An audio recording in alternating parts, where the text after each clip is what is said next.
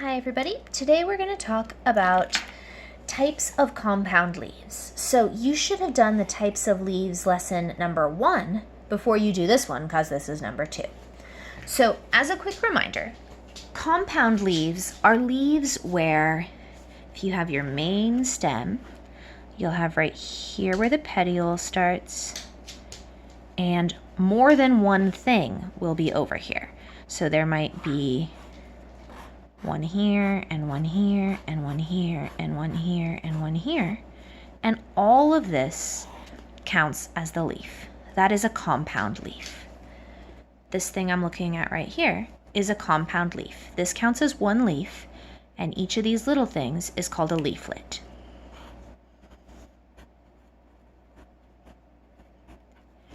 When we talk about compound leaves, we can talk about them being set up in two different ways. Either like this leaf is, or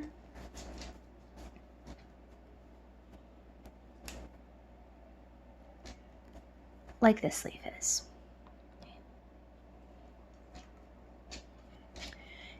If it is set up in this way, where you have a straight middle part and leaves that are opposite each other,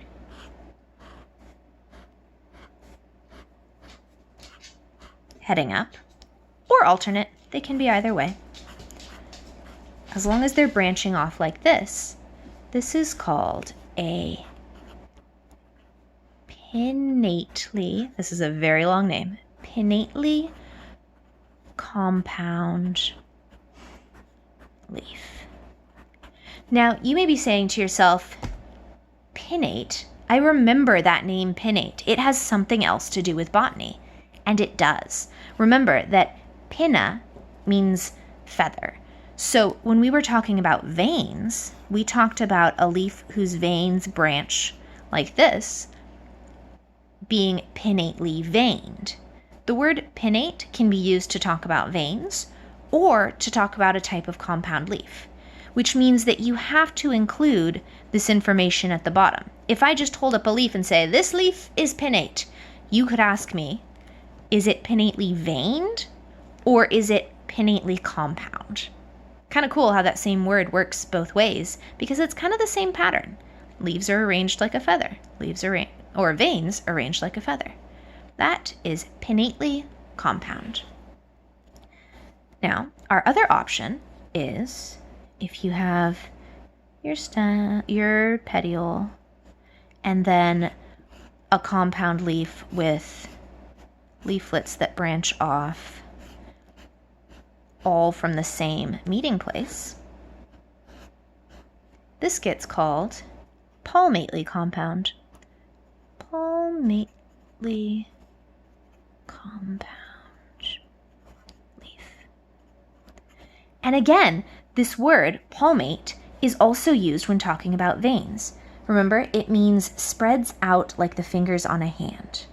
You can see that all of these meet at this one little place right here. All the leaflets meet at that same location. A palmately compound leaf has leaflets that meet at the same location. A palmately veined leaf has veins that meet at the same location. Or main rib veins that meet at the same location. They don't all have to meet right there, just the main ones. So that word pinnate and this word palmate are useful both for talking about veins and for talking about types of compound leaves. Add them to your journal, go do some investigating, and see if you can find a couple pinnately compound leaves and a couple palmately compound leaves. Remember, it has to be compound to start with, so if you're looking at a simple leaf like this, it has no business in this investigation. This is from something else.